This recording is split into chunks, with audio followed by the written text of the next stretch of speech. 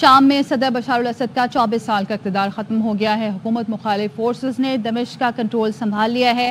Doctor ہما بقائی ہمارے ساتھ موجود ہیں۔ بہت شکریہ آپ کے وقت کا۔ شام کی سچویشن پر بات کریں گے۔ بشار الاسد کا 24 سال کا اقتدار ختم ہو گیا اور اس وقت حکومت مخالف فورسز نے دمشق کا کنٹرول سنبھال لیا ہے۔ آپ اوور آل سچویشن کو کیسے دیکھ رہی ہیں؟ میرے خیال ہے کہ سچویشن انتہا سے زیادہ مفروض ہے۔ پہلی وجہ تو یہ ہے کہ جن کو ہم ریبیلز کہہ رہے ہیں یہ بھی ایک گروپ نہیں ہے، یہ کئی گروپ مل کے بشار الاسد کے خلاف جڑے ہوئے تھے۔ اب ان میں آپس میں بھی اقتدار کے لیے آپ جنگ دیکھیں گے۔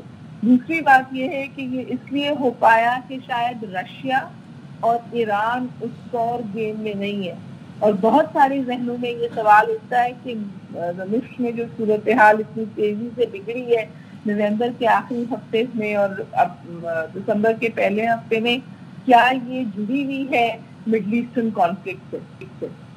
کیونکہ رشیا بھی اس وقت اپوزنگ فورسز میں کھڑا ہے اور ایران بھی اپوزنگ فورسز میں کھڑا ہے، اور اردوغان ترکی کی بھی صورتحال ایسی ہے کہ وہ بشار الاسد کو سپورٹ تو کرتے ہیں لیکن ان کی جو عوام ہے وہ ان کو سپورٹ نہیں کر رہی تھی اس صورتحال میں، کیونکہ خود موو آؤٹ کرتے ہیں جب اس طرح کی سچویشن ہوتی ہے۔ تو میرا خیال ہے کہ ابھی تو بہت فلوئڈ سچویشن ہے، ڈیولپنگ سچویشن ہے، امن و امان کا خطرہ بھی ہو سکتا ہے، کیونکہ ان ریبیلز نے وہاں کا ایک بہت بڑا پرزن تھا، بہت بدنام پرزن تھا، جس کو کہا جاتا تھا کہ یہ سلاٹر ہاؤس ہے۔ وہاں جا کے انہوں نے پرزن کے بھی دروازے کھول دیے ہیں، لوگوں کو آزاد کر دیا ہے۔